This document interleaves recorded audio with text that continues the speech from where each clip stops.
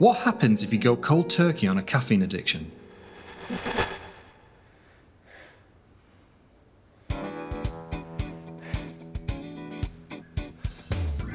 A few months back, I didn't eat for 5 days.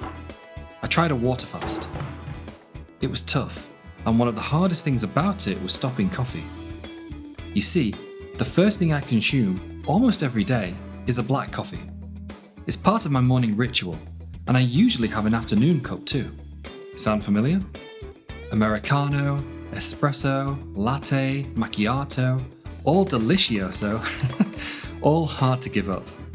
But the most difficult part about stopping isn't disrupting the routine, or losing the taste. It's the caffeine withdrawal. My headache is still here. That's not going. And actually, I don't think it's the fast. I think it's the lack of caffeine.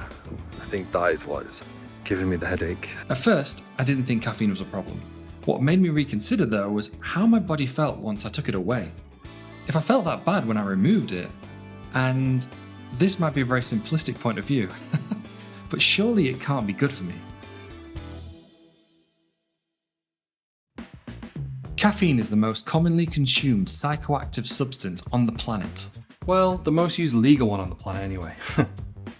Oh, yes. It's found in coffee, of course, but also in some teas, chocolate, soft drinks, supplements, energy drinks, and even some non-prescription medications include it too. It's known to increase focus, boost energy levels, make you more alert, and even enhance athletic performance. A study published in the Journal of Applied Physiology found that caffeine can improve endurance during physical activities. So, if you're hitting the gym or going for a run, caffeine might give you that extra edge. On the other side, too much caffeine can cause anxiety, palpitations, and disrupt your sleep. And we know just how vital a good night's sleep is for our overall well-being. In fact, caffeine can stay in your system for up to 12 hours. In the Journal of Clinical Sleep Medicine, a study found that caffeine can delay the timing of your body clock and reduce total sleep time. So, if you are struggling with sleep, caffeine might be one of, if not the main culprit. It looks like 7:10 in the morning, but it's actually the evening. It's just summertime and super bright. So, I should probably not have this.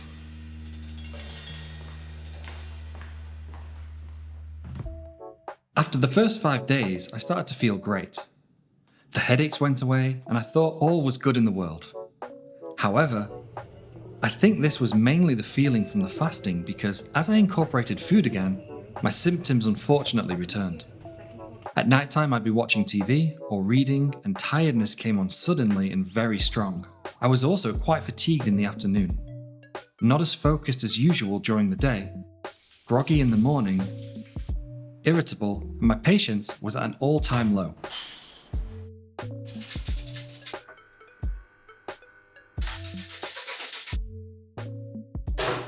Oh, and the headaches returned too. I don't really know. I don't understand. I've gone up and I felt pretty good, and now I'm feeling pretty bad and pretty low. Maybe I was naive thinking that I could reverse caffeine dependency, years of caffeine dependency, in like a week or a month or 3 months. I also think I made a mistake. Going cold turkey might not have been the best idea. Maybe I should have done it slowly over time. Thankfully, month 2 was a whole lot better. The headaches, they were gone. Irritation, also gone. Tiredness in the morning, that was still there. But 2 out of 3 isn't bad. What's interesting is, I actually think coffee keeps you tired, groggy, and dependent. Of course it temporarily helps, but that's an illusion of energy, and when that first hit wears off, you feel worse than you did before, probably more tired. And what do? Well, you either have a crash, or you try and compensate with something else caffeinated. Dunno, I don't think it's the magical energy giver that we've been led to believe that it is. I'm going to try and explain this using whatever I can find in the apartment.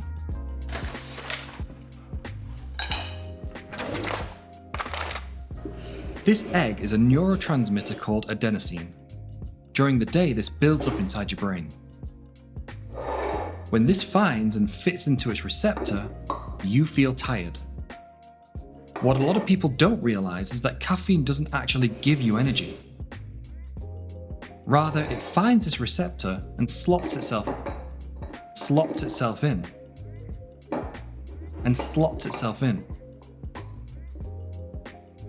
Now the adenosine finds somebody else in its parking spot, and without another space, it's unable to fit in and make you feel sleepy until the caffeine wears off.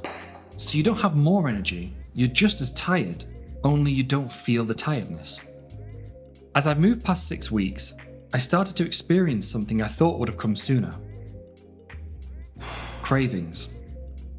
By stopping coffee, an almost meditative part of my morning had been removed, and it made me want it all day long.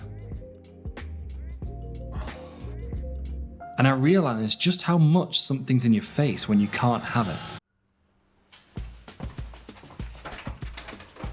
Here's a 15-minute loop around my block.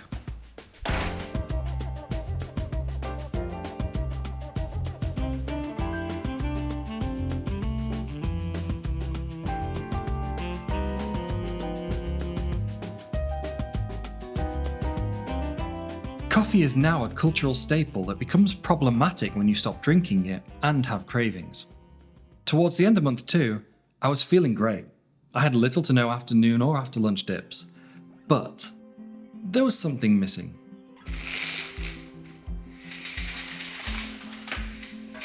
I realised that by this point I wasn't missing caffeine, but I was really missing coffee. When most of us use it solely as a pick-me-up, it's easy to forget the amazing benefits that come along with it too. Research suggests coffee can strengthen your heart and liver, lower your risk of cognitive decline and diabetes, along with containing a number of nutrients and antioxidants. I missed the taste and the act of making it, so I started the hunt for a decent decaffeinated blend, which is easier said than done. Decaffeinating coffee can alter the taste, can require various chemicals during the process, and doesn't actually remove all of the caffeine. I was lucky though. There's a fantastic shop in the UK called Whittards, and they have a decaf blend that's 99.9% caffeine free, doesn't use chemicals, and it tastes great. Right, enjoy, my friend. Thank you, dude. Thank you. Ciao. Now, having it at home is one thing, but saying the word decaf when you're out, it's like it's forbidden. It's like the Voldemort of the coffee world. Hello, what can I get you? Take a medium black Americano, please. No problem. Oh, sorry, can I get that decaf? Excuse me? A decaf, please. Say that one more time. I kind of think something bad's going to happen to me if I do. But, you know, I'm doing this experiment and you don't care. So, anyway, I am going to need that decaffeinated. Out. Decaf? Out.